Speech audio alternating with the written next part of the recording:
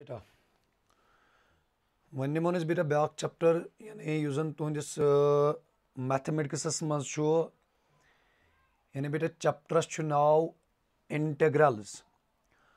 हम बेटा यम ब्रो तुह पोर्मुत यानी डिफरेंशियल कैलकुलस पोड़ू तो बेटा यानी बेटा यह डिफरेंशिएशन यम ब्रो पोड़ तो बेटा डिफरेंशिएशन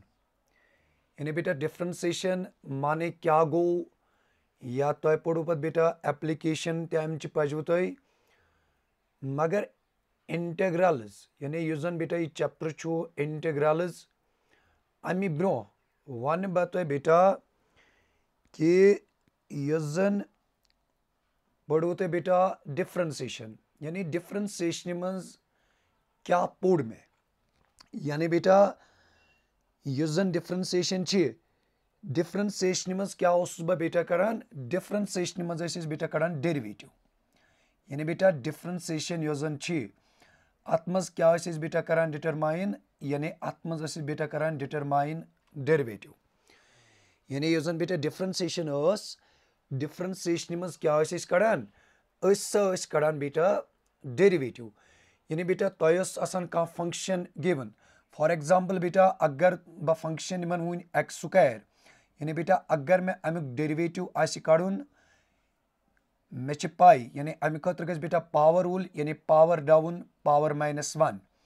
यानी बेटा यन यमिच डिफरेंशिएशन यानी यह फंक्शन यह पॉलिनोमियल फंक्शन बेटा यानी यह एक्स स्क्वायर अमुक डेरिवेटिव सह बेटा 2x यानी डिफरेंशिएशन मज क्या पोड़ में डिफरेंशिएशन मज पोड़ to find the derivative of a given function मगर बेटा यह इंटेग्रल्स या ये बह बेटा वनान ये यानी इंटेग्रेशन पढ़न अत इंटेग्रेशन मज पढ़न क्या पढ़न या ये इंटेग्रेशन माने क्या गो हम बेटा बस तुह वनान कि यह डिफरेंशिएशन डिफरेंशिएशन मज क्या पोड़ तुह डिफरेंशिएशन मज हसा पोड़ तुह बेटा कि अगर जन तुह कह फंक्शन गिवन तो तथ मज पढ़ान कि अमे फंक्शन हुंद डेरिवेटिव कित पट करन बह बेटा डिटरमाइन मगर येतन बेटा ब्याक चीज यह इंटेग्रल्स या बेटा यानी यह इंटेग्रेशन अत मज क्या पढ़न अत मज बेटा पढ़न कि अगर जन यानी यह इंटेग्रेशन इंटेग्रेशन मज क्या पढ़न यानी बेटा यथ मज derivative given keep in mind यानी यह इंटेग्रेशन बेटा अत मज तुह बेटा डेरिवेटिव गिवन यानी फॉर एग्जांपल तुह बेटा दित यह 2x बेटा हाँ या बन बेटा 4x क्यूब या बन बेटा cos x यानी बेटा यथ मज तुह 2x यानी यह डेरिवेटिव कुन फंक्शन हुंद यथे पे 4x क्यूब बेटा यह कुन फंक्शन हुंद डेरिवेटिव यथे पे बेटा cos x यह कुन फंक्शन हुंद डेरिवेटिव यह इंटेग्रेशन बेटा यानी इंटेग्रेशन माने क्या गो यह गई रिवर्स प्रोसेस यह क्या गई यह गई रिवर्स प्रोसेस ऑफ डिफरेंशिएशन यानी बेटा यह इंटेग्रेशन इंटेग्रेशन हसा गई यानी रिवर्स प्रोसेस ऑफ डिफरेंशिएशन मतलब क्या गो तमुक मतलब गो बेटा कि यानी यह इंटेग्रेशन यानी अगर मैं कंस दोप इंटेग्रेशन माने क्या गो यह गई रिवर्स प्रोसेस ऑफ बेटा क्या डिफरेंशिएशन हम ब्रो बेटा येतन वन बह यह कत कि यह इंटेग्रल्स यम पढ़ो तुम बेटा दोन टाइपन हंद यानी पढ़ बेटा गो इनडेफिनिट गई बेटा इनडेफिनिट इंटेग्रल्स या गई बेटा यानी गो इनडेफिनिट इंटेग्रल्स पढ़न ब्याक तुह बेटा पढ़न डेफिनिट इंटेग्रल्स यानी बेटा गई इनडेफिनिट इंटेग्रल्स ब्याक बेटा तिम गई definite integrals keep in mind यानी बेटा यम इंटेग्रल्स यानी यम सात यह पन बुक नीव अत मज बेटा पढ़न दोन टाइपन हंद इंटेग्रल्स गो बेटा इनडेफिनिट इंटेग्रल्स तो ब्या गो डेफिनिट इंटेग्रल्स यह इनडेफिनिट इंटेग्रल्स यथ मज क्या पढ़न यानी यह हसा गई रिवर्स प्रोसेस ऑफ डिफरेंशिएशन ब्या गो बेटा डेफिनिट इंटेग्रल्स यानी यम पढ़न यम पत यथ पे कर बेटा बह कत कह यानी यथ मज क्या डिटरमाइन करान अत मज बेटा करान डिटरमाइन यानी एरिया हाँ तथ पे कर बेटा कत मगर गोडनेथ क्या निमन गोडनेथ निमन बेटा इनडेफिनिट इंटेग्रल्स यानी बेटा यथ मज क्या पढ़ुन युस जन इनडेफिनिट इंटेग्रल यानी अत मज क्या पढ़ुन ये हसा गो यानी अत मज सा पढ़ुन कि यह हसा गई ये रिवर्स प्रोसेस ऑफ डिफरेंशिएशन यानी मतलब यन कि मे वोन तो बेटा कि डिफरेंशिएशन मज क्या करान डिटरमाइन डेरिवेटिव मे दिस बेटा एग्जाम्पल तह यानी यन अगर तुम ब्या एग्जाम्पल बेटा नीव D by d x of sine x यह पाई डिफरेंशिएशन ऑफ साइन एक्स रोजान बेटा यानी सह कॉस एक्स माने गो यह जन बेटा यह 2x यानी यह डेरिवेटिव ऑफ एक्स स्क्वायर इथे पे यह बेटा कॉस एक्स यह डेरिवेटिव ऑफ क्या साइन एक्स चूंकि बेटा यह जन वन नो चैप्टर पढ़ मे वो तुम सह इंटेग्रल्स मे वो तो ये इंटेग्रल्स मज बेटा पढ़ यानी दोन किस्मन हंद इंटेग्रल्स गो बेटा इनडेफिनिट इंटेग्रल तो बे क्या गो डेफिनिट इंटेग्रल्स पे कर बेटा कत कह बह क्या निमन गोड बह निमन गोड बेटा यानी गोडनुक चीज क्या निमन बह निम इनडेफिनिट इंटेग्रल्स यह जन बेटा ये इनडेफिनिट इंटेग्रल्स मज वो मे तुम यानी अत मज क्या पढ़ुन मे वो तो बेटा अत मज सा यानी we have given a derivative यानी अस बेटा दित यानी डेरिवेटिव यानी कह फंक्शन फॉर एग्जाम्पल मे नी ये बेटा यह जन 2x यानी यह डेरिवेटिव यह 4x क्यूब यह डेरिवेटिव यह cos x यह क्या बेटा यानी यम डेरिवेटिव यानी यन क्या डिफरेंशिएशन मज कर फाइन डेरिवेटिव मगर यह जन बेटा यह इनडेफिनिट इंटेग्रल मे वो तो अतन कि अतन क्या given we have given the derivative of a function यानी कुछ फंक्शन हुन यानी यह जन 2x यह कम तान फंक्शन हुन डेरिवेटिव 4x क्यूब यह कुन तान फंक्शन हुन क्या यानी बेटा यह कम फंक्शन हुन बेटा डेरिवेटिव इथे पे cos x यह जन यानी यह यानी कह फंक्शन सो यमुक बेटा क्या डेरिवेटिव तो यथ मज क्या पढ़ो तुम बेटा यथ मज पढ़ो तुम यह जन इनडेफिनिट इंटेग्रल्स अत मज क्या पढ़ो यानी बेटा अत मज गिवन डेरिवेटिव मगर what we have to find its क्या यानी बेटा अमुक कड़न एंटी डेरिवेटिव यानी मे वो तुम यह जन इनडेफिनिट इंटेग्रल माने क्या गो अमुक माने हसा गो यह रिवर्स प्रोसेस कमुक बेटा यानी डिफरेंशिएशन यानी keep in mind go definite ब्या क्या गो बेटा इनडेफिनिट इंटेग्रल्स हाँ ये वन बह अत क्या वनान बेटा इनडेफिनिट इंटेग्रल्स क्या वनान सो कत कर पत मगर ये समझो तो यह कत कि यह जन इनडेफिनिट इंटेग्रल्स मज यानी यह क्या गो यह सा गो रिवर्स प्रोसेस मगर कमुक रिवर्स प्रोसेस बेटा ऑफ डिफरेंशिएशन हाँ बेटा यानी यह सा गई रिवर्स प्रोसेस ऑफ क्या डिफरेंशिएशन यानी डिफरेंशिएशन मज आसान गिवन कह फंक्शन तो डिटरमाइन कर बेटा डेरिवेटिव मगर यम साथ अमे गई बेटा रिवर्स प्रोसेस ये रिवर्स प्रोसेस गई हुत डेरिवेटिव कड़ान बेटा ये बेटा डेरिवेटिव गिवन मगर कड़न क्या अमुक कड़न बेटा तेल एंटी डेरिवेटिव यानी बेटा यन given we have given the derivative of a function and what we have to find it is anti-derivative यानी बेटा यह जन indefinite integrals मज क्या तुम पढ़ुन अत मज पढ़ुन तुम कि अत मज तो बेटा गिवन क्या गिवन डेरिवेटिव तेल क्या डिटरमाइन कड़न अमुक क्या एंटी डेरिवेटिव यानी मे वो तो बेटा यह जन इंटेग्रेशन बेटा आसान इंटेग्रेशन माने हसा गो यह रिवर्स प्रोसेस ऑफ डिफरेंशिएशन पत वो तो बेटा यह जन इंटेग्रल आसान यानी यम जन इंटेग्रल बेटा आसान यम हसा दोन टाइपन हंद कुछ टाइप वो मे बेटा इनडेफिनिट इंटेग्रल ब्या क्या वो मे बेटा ब्या सा वो मे डेफिनिट इंटेग्रल यानी बेटा मे वो तुम इनडेफिनिट इंटेग्रल्स बे क्या वो मे बेटा बे सा वो मे बेटा तुम डेफिनिट इंटेग्रल्स हाँ बेटा ये वो मे तुम यानी जन इनडेफिनिट इंटेग्रल यह क्या अमुक माने क्या गो यह सा गई रिवर्स प्रोसेस ऑफ डिफरेंशिएशन तो यह जन बेटा डेफिनिट इंटेग्रल माने क्या गो ये क्या निवान ये बेटा निवान मे वो तुम ये यानी यम साथ तुम बेटा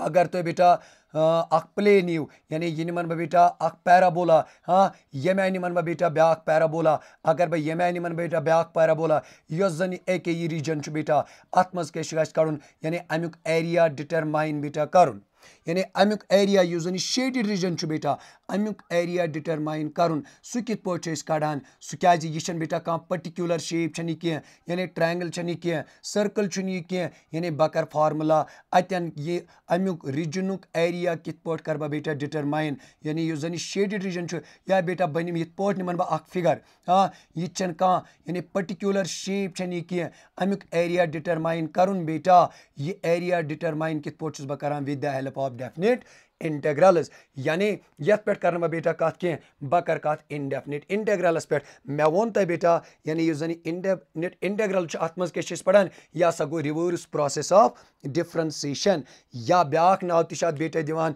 अत सह वनान यह हसा गो एंटी डेरिवेटिव तह क्या गो यानी हुतन वनान हु डेरिवेटिव यह क्या गो बेटा यह हसा गो एंटी डेरिवेटिव या बेटा ब्याक नाव तह दिवान ब्याक नाव तह बेटा दिवान सह नाव क्या बेटा दिवान या वनान प्रिमिटिव या क्या बेटा वनान प्रिमिटिव यानी या वनोस एंटी डेरिवेटिव या क्या वनोस बेटा क्या प्रिमिटिव क्या कुन सात question find the primitive of given function कह फंक्शन तमिक प्रिमिटिव कड़न या क्या वनोस बेटा या सा वनोस एंटी डेरिवेटिव हाँ बेटा अम पे ब्या कत कर यानी मे वन तुम कत ये कि जन यह इनडेफिनिट इंटेग्रल्स जन यानी मे वो तुम यह हसा गो रिवर्स प्रोसेस ऑफ डिफरेंशिएशन हाँ बेटा ब्या कत वन बह ये यानी मे वो तुम क्या गिवन अतन तुम बेटा गिवन यानी derivative for example 4x cube इथे पे बेटा 3x स्क्वायर इथे पे बेटा cos x यानी बेटा यम क्या डेरिवेटिव मगर यथ इंडेफिनिट इंटेग्रेशन मज क्या पढ़ो तुम यानी यम जन इंडेफिनिट इंटेग्रल्स बेटा यानी what we have given the derivative यानी अत मज क्या बेटा तुम गिवन अत मज बेटा तुम गिवन डेरिवेटिव मगर what we have to find यानी अमुक बेटा प्रिमिटिव कड़न या वनो बेटा वन कि यह कम यानी और यह जन 4x क्यूब बेटा यानी यह कमुक फंक्शन हूँ यानी ऑरिजिनल फंक्शन यह जन यानी यह कम फंक्शन हूँ derivative keep in mind differentiation मज बेटा डेरिवेटिव कड़ान मगर यह जन ये वोन मे तुम यानी यह जन इंटेग्रेशन बेटा मे वो तुम इंटेग्रेशन माने क्या गो यह सा गो बेटा it is the reverse process of differentiation यानी अगर बेटा ये डेरिवेटिव गिवन यह डेरिवेटिव गिवन तुम यानी टू फाइंड इट्स प्रिमिटिव या वनो to find its anti derivative या वनो बेटा क्या to find what we have to find the original function यानी सो कस फंक्शन सो कस फंक्शन यमुक क्या बेटा यानी यमुक क्या डेरिवेटिव इथे पे यानी 3x स्क्वायर यह बेटा कुछ फंक्शन हूँ डेरिवेटिव गिवन तुम यानी you have to given derivative and what we have to find its anti derivative और we have to find its primitive और वी हैव टू फाइंड क्या ओरिजिनल फंक्शन हाँ बेटा ये वन मे तुम यह कत यह जन तो बेटा अम पत ब्या कत याद थवन या बेटा ये तार बह तुम एग्जाम्पल सत फिक्र कि अगर वन वन बह बेटा ये पे कि यह जन डिफरेंशिएशन ऑफ यानी d/dx ऑफ बेटा sin x इथे पे बेटा यह पाई d/dx ऑफ sin x जन बेटा इट इज cos x इथे पे बेटा बनमन d/dx ऑफ यानी डिफरेंशिएशन ऑफ बेटा बनमन इथे पे बेटा differentiation of x square upon 2 अगर बेटा यमिच डिफरेंशिएशन तुम करू सो तुम पाई बेटा यानी अमिच डिफरेंशिएशन क्या सो बेटा x इथे पे बेटा अगर बह ब्या निमन यानी यह में फंक्शन यह में बेटा ब्या फंक्शन अम पे निमन बह बेटा ब्या फंक्शन यानी d/dx of e raised power x सो क्या बेटा that is e raised power x यानी ये बह तुम कत तारान बेटा फिक्र इनडेफिनिट इंटेग्रल्स ये तोरियो तुम बेटा गोड यानी कत करो तुम बेटा ये क्लियर बह क्या तुम कत करान क्लियर बेटा बह तुम कत करान बेटा क्लियर कि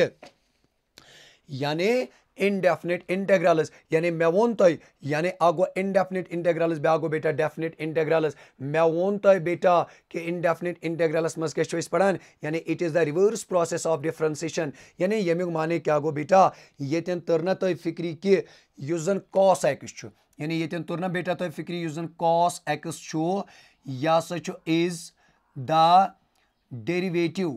derivative of sin x यानी यह सच डेरिवेटिव कमिक बेटा यानी यह सच डेरिवेटिव ऑफ sin x इथे पट बेटा येतन क्या वनु तेल युजन x छु x is the derivative of x square upon 2 इथे पट बेटा येतन क्या वनो e raised to power x is the derivative of e raised to power x keep in mind यानी मैं वोन तो बेटा यानी तुम पढ़ दोन टाइपन इंटेग्रल्स indefinite integral तो definite integral बस करान बेटा कत कमिच यानी indefinite integral हिज कत बेटा यतन करान यानी येतन क्या वोन मैं तो बेटा गोडनिची कत मैं वोन तो युस जन indefinite integral आसान यानी यह गई it is the reverse process of differentiation यानी मतलब येतन बेटा युस जन differentiation of sin x सो बेटा cos x येतन वन्ना बेटा तेल यथ पट यानी युस जन cos x is the derivative of बेटा कमिक sin x यानी येतन तोर तो बेटा कत फिक्र यानी युस जन cos x is the derivative of sin x येतन गोना तेल बेटा यानी अमिक माने क्या गो तेल माने गो ना ये cos x बेटा यमिक डेरिवेटिव यानी cos x यमिक डेरिवेटिव यानी you have given it is यानी येतन के युजन cos x ये डेरिवेटिव वन अगर मैं क्वेश्चन ये कि वन सा अमिक एंटी डेरिवेटिव के मैं वन तो बेटा यह सा रिवर्स प्रोसेस बह वन तेल यथ पट दिस इम्प्लाइज दैट अगर cos x यमिक क्या डेरिवेटिव ये sin x के अमिक बेटा तेल यानी युजन sin x युजन बेटा sin x युजन sin x ये क्या तेल sin x is anti derivative sin x is anti derivative of cos x keep in mind यानी युजन बेटा sin x यानी मतलब अगर cos x डेरिवेटिव कमिक sin x यानी बस तुम पढ़नावान indefinite integrals मैं वोन तुम it is the reverse process of differentiation बेटा येतन तो कत तो याद यानी युजन sin x युजन बेटा differentiation that is cos x गो मतलब गो ना ये कि यम साथ ये रिवर्स प्रोसेस गई गो cos x क्या बेटा तेल अमुक या अमुक या वनो एंटी डेरिवेटिव अत वन में बेटा ब्याक नाव ति प्रिमिटिव ति वनमस यानी अत वन में बेटा तो ब्याक नाव क्या वनमस बेटा ब्याक नाव अत वन में बेटा ब्याक नाव एंटी डेरिवेटिव ति वनोस या क्या वनोस या वनोस बेटा प्रिमिटिव ति वनोस हाँ इथे पट बेटा युस जन x स्क्वायर अपॉन 2 अमुक डेरिवेटिव क्या अमुक डेरिवेटिव बेटा x ये गो अमुक बेटा क्या डेरिवेटिव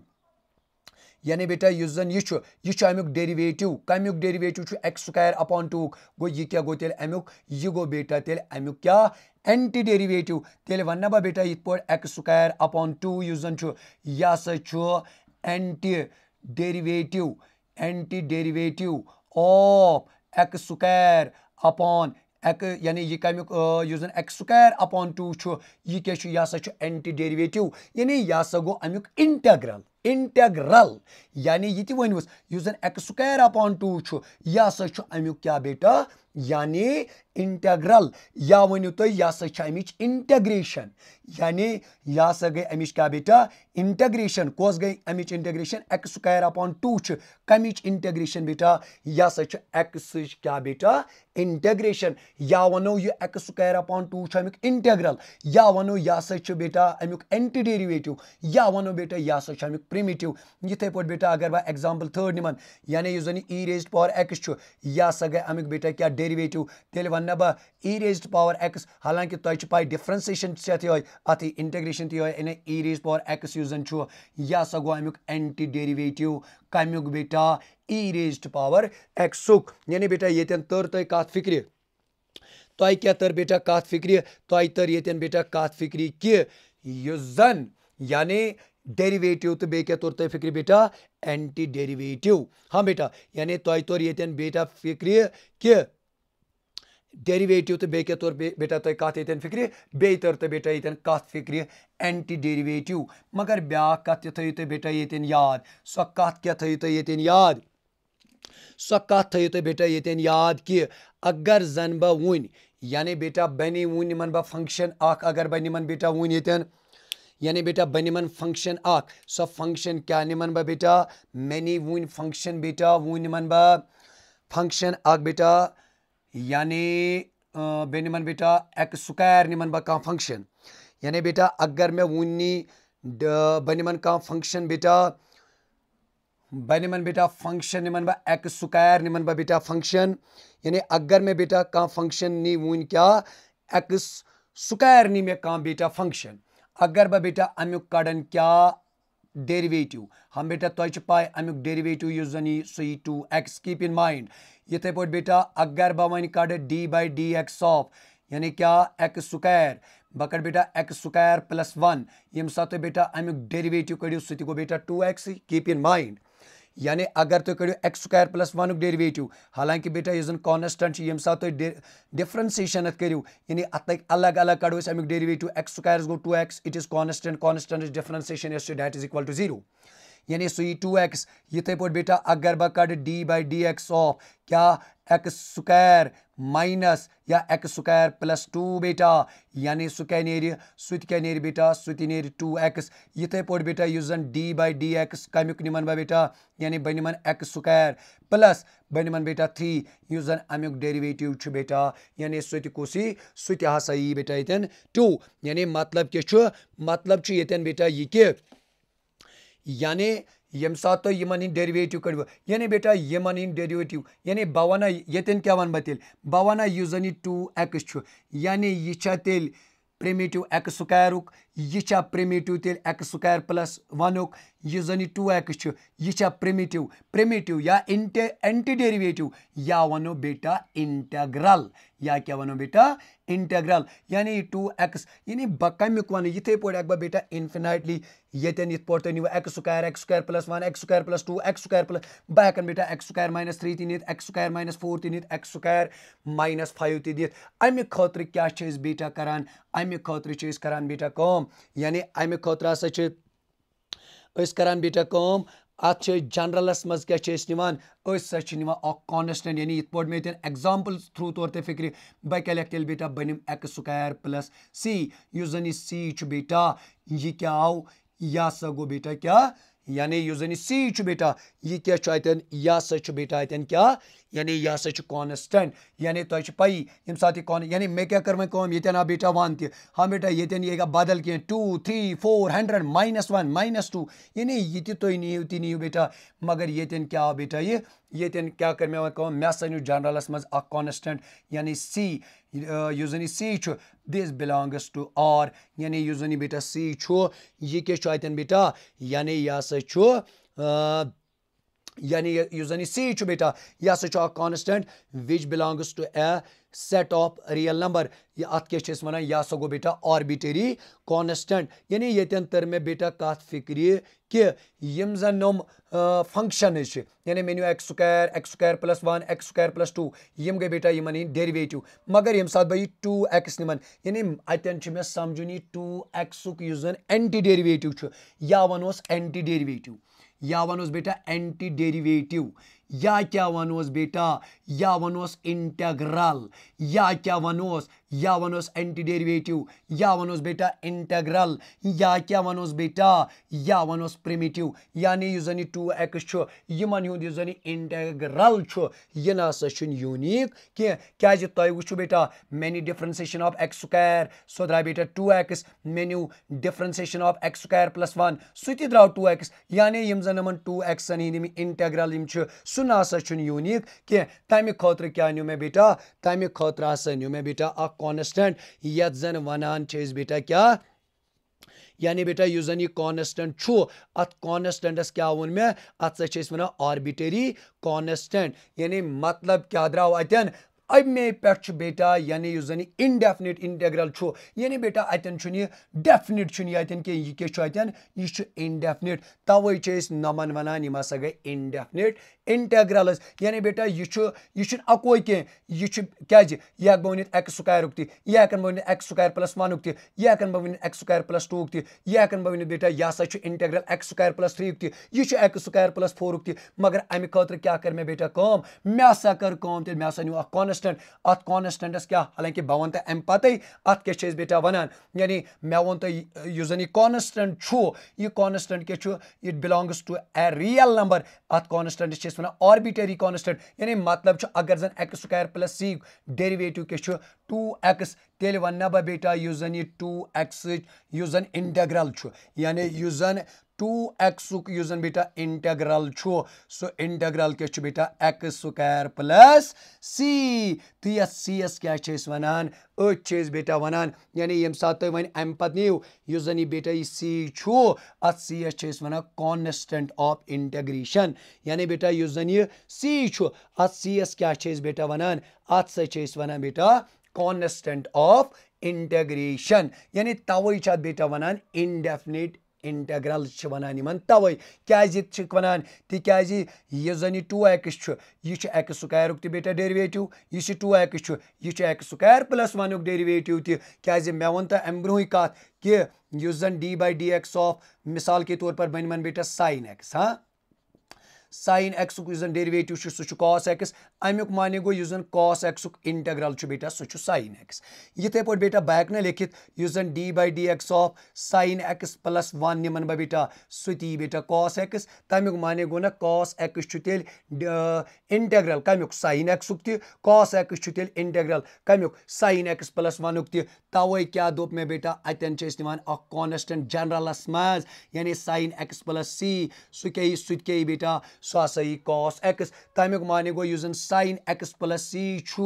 यानी अमे जन डेरिवेटिव सह cos x माने गो ना जन sin x प्लस c यानी जन sin x प्लस c बेटा जन sin x प्लस c यह क्या तेल यह हसा इंटेग्रल कमुक cos x यानी यह हसा cos x इंटेग्रेशन मगर जन c बेटा जन c अत वन कॉन्स्टेंट ऑफ इंटेग्रेशन अत क्या निवान यानी जन इनडेफिनिट इंटेग्रेशन बेटा अत मज कॉन्स्टेंट निवान सत जन वनान कॉन्स्टेंट ऑफ इंटेग्रेशन यानी बेटा तथ क्या वनान अत सा वनान कॉन्स्टेंट ऑफ इंटेग्रेशन हाँ बेटा अम पे ब्या चीज यानी बेटा जन अमि सिंबल यानी बेटा यथ पे पढ़ान यानी डिफ्रेंसिएशन लेखान बेटा d/dx ऑफ sin x बन यह फंक्शन यह sin x यानी यमुक माने क्या गो यह हसा गो differentiation of sin x with respect to बेटा x यथे पे बेटा जन इंटेग्रेशन अत बेटा पन सिंबल सो सिंबल क्या बेटा यानी वो बेटा इनडेफिनिटस मज ब्या वो बेटा डेफिनिटस मज जन अमिच बेटा सिंबल क्या पे बेटा एस ये पे तुम वुचान यानी बेटा एस तुम वुचमुत यह एस थोड़ा जेट्रावन बह क्या यम सात डेफिनिट नीव तुम तब बेटा निवान यानी एज समीशन सो कत कर बह बेटा पत यानी जन बेटा यह अमिच क्या बेटा क्या अमिच यह अमिच सिंबल कमिच सिंबल बेटा यानी यह हसा गई अमिच क्या सिंबल हाँ बेटा यानी यह क्या गई अमिच अम खुद निवान सिंबल एक यह सिंबल बेटा हाँ बेटा ब्या चीज वन बह यानी अगर तुम नीव d/dx ऑफ हाँ बेटा f of x small f of x plus c सह क्या बेटा चलो बह वन सह f डैश x यानी सह क्या f डैश x माने गो ना जन यह बेटा व्हाट इट इज डेरिवेटिव मगर यह क्या अमुक यह हसा अमुक एंटी डेरिवेटिव इस मे तो एग्जाम्पल सत तौर फिक्र यानी d/dx of sin x plus c यानी अमुक क्या बेटा डेरिवेटिव सही cos x यानी मतलब गो अगर cos x sin x plus c क्या बेटा डेरिवेटिव मगर जन बेटा अमुक एंटी डेरिवेटिव सह sin x plus c where c is constant and it is arbitrary constant and it belongs to set of real number यानी क्या यह हसा बेटा रियल नंबर हाँ बेटा ये वन मे तुम कत यानी जन बेटा अमिच सिंबल सच बेटा यह अमिच बेटा सिंबल बे क्या निमन बह अत मज निमन बह बेटा फंक्शन निमन बह अत मज यानी बेटा अगर बह ये निमन फंक्शन हाँ बेटा यानी ये पार्ट वो function f of x d x यमुक माने क्या गो बेटा यानी यस गो यमुक माने क्या गो बेटा यमुक माने गो यानी इनडेफिनिट इंटेग्रल इक्वल्स टू अगर बस थवन बेटा एफ ऑफ एक्स प्लस के प्लस बेटा सी यानी यह सा गो इनडेफिनिट इंटेग्रल ये गई बेटा अमिच सिंबल यानी इंटेग्रल गई बेटा इंटेग्रेशन गई बेटा क्या सिंबल ये गई सिंबल हाँ बेटा बवन यथ क्या वनान यथ क्या वनान तो यथ क्या वनान ये पे बेटा यह जन यह एफ ऑफ एक्स प्लस क्या बेटा प्लस क्या बेटा प्लस सी बे एग्जाम्पल पे फॉर एग्जाम्पल लेखन इत पे बेटा यानी इंटेग्रेशन ऑफ साइन एक्स हाँ डी एक्स इक्वल्स टू मे वो तो बेटा वन क्या कॉस एक्स क्या अमुक बेटा डेरिवेटिव यानी युस बेटा कॉस एक्स क्या अमुक डेरिवेटिव ये वन बह युस कॉस एक्स बेटा इंटेग्रेशन या वनो युस अमुक इंटेग्रल बेटा सह क्या सह sine x plus C keep in mind यानी साइन एक्स डिफरेंशिएशन क्या बेटा दैट इज कॉस एक्स मगर कॉस एक्स या वनो बेटा एंटी डेरिवेटिव या वनो बेटा इंटेग्रल या क्या वनो बेटा प्रिमिटिव यानी ये गई सिंबल कमिच अमे इंटेग्रेशन यानी यमुक मानी यह सा गमिच बेटा क्या सिंबल हाँ बेटा यानी integration of cos x with respect to x सो क्या बेटा साइन एक्स प्लस सी मे वो तो बेटा वनी यानी ये अगर तो बेटा याद थो हाँ यानी यमुक माने क्या गो बेटा अत क्या पढ़ान यह सा गो इनडेफिनिट यह सरसी क्या पढ़ो बेटा यह सा गो एक बेटा यह सा गो indefinite integral of f with respect to x हाँ बेटा यमुक माने क्या गो इनडेफिनिट इंटेग्रल इनडेफिनिट यानी बेटा अत क्या पढ़ो इनडेफिनिट यह क्या पढ़ो बेटा इनडेफिनिट यानी बेटा अत क्या पढ़ो अत सा पढ़ो इनडेफिनिट इंटेग्रल क्या पढ़ो बेटा indefinite integral with respect to x यह क्या पढ़ो बेटा अत सा पढ़ो indefinite integral with respect to x keep in mind अत क्या पढ़ो बेटा अत सा पढ़ो indefinite integral with respect to x यानी बेटा अगर तो हाँ बेटा ये गो इनडेफिनिट इंटेग्रल यह क्या पढ़ो indefinite integral with respect to x ये क्या गो बेटा अमुक ये गो बेटा अमुक इंटेग्रल ये क्या गो बेटा इंटेग्रल ये क्या गो यह सो गो कांस्टेंट ऑफ इंटेग्रेशन हाँ बेटा बह वन तो अलग अलग ती मीनिंग क्या यानी यथ क्या वनो ब्या गो बेटा डेफिनेट इंटेग्रलस मज क्या वो तत वो बेटा सिंबल ये मगर यथ सह लिमिट यानी x1 x2 ये बेटा कह फंक्शन यानी एफ ऑफ एक्स यानी प्रेजन कित पे यथ डेफिनिटस बेटा कह लिमिट दिख मगर यह जन इनडेफिनिट इंटेग्रल बेटा अत मज लिमिट दिख कह बेटा यह कत याद थवन